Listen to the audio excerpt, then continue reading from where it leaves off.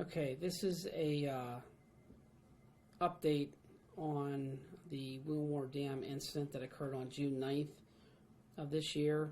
This incident occurred at 5:31 p.m. When a group of kayakers spotted two bodies floating in Wilmore Dam. They called 911. Police, fire, and EMS responded to the scene. The coroner's office pronounced one individual deceased at the scene. His name is Francis Freer, 78 years of age, from the Mineral Point area. Again, he was pronounced dead at 7 p.m. By my office. The second individual that was pulled from the water was Dennis Livingston, 68 years of age, also from Mineral Point. He died at Conemaugh ER at 7:13 p.m. Autopsies were performed on both gentlemen, which confirmed that Mr. Freer suffered a cardiac event and apparently fell into the water. Mr. Livingston attempted to render aid to him by jumping in to rescue him, and his cause of death is drowning. The incident occurred in approximately 30 feet of water. It was one of the warmest days of the year so far. The temperature was 89 degrees. There were 3 life vests on this bass boat that they were fishing in. However, neither men were wearing any life preservers. So Mr. Freer's death is being ruled a natural death due to a cardiac event. Mr. Livingston, his death is being ruled accidental due to the drowning. Both men had severe heart problems. Both sustained coronary artery occlusion, which was confirmed at the autopsies. Any questions for me at this point? In a situation like that, what would your suggestion be if you were out with a friend and that friend did fall in and have an event to keep everybody safe? You know, we're into the 3rd or 4th day of summer, and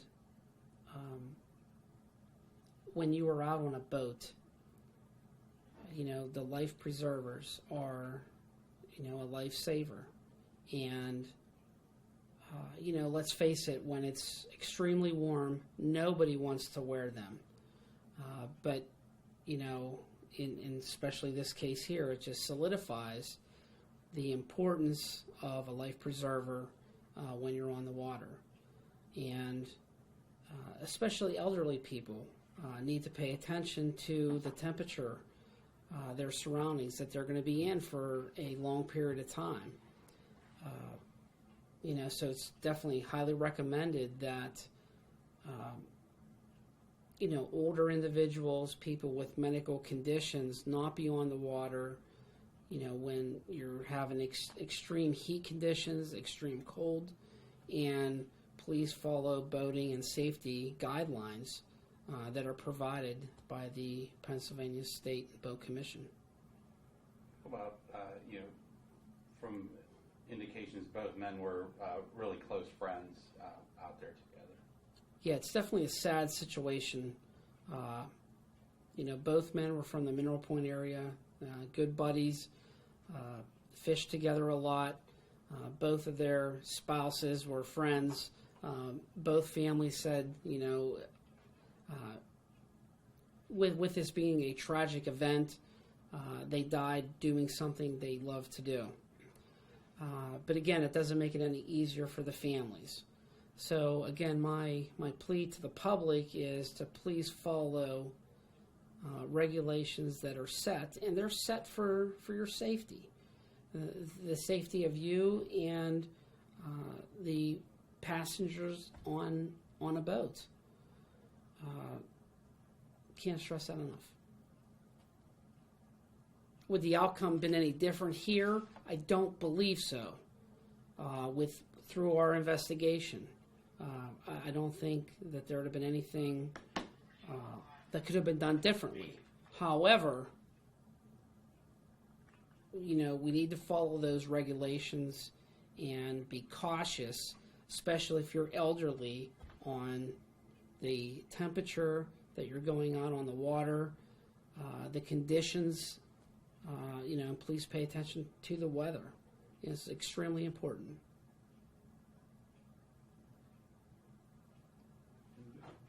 Any questions? You would say that the outcome would have been the same even for the other man, because obviously you're not going to go dive him with a life jacket on. So he would have had to take it off to go down to get the other man to save him. That's why you say for both people it would have still been the same. Yeah, I believe the outcome would have been the same in this particular incident. However, we need to, follow regulations and guidelines from different agencies when we're in, public waters.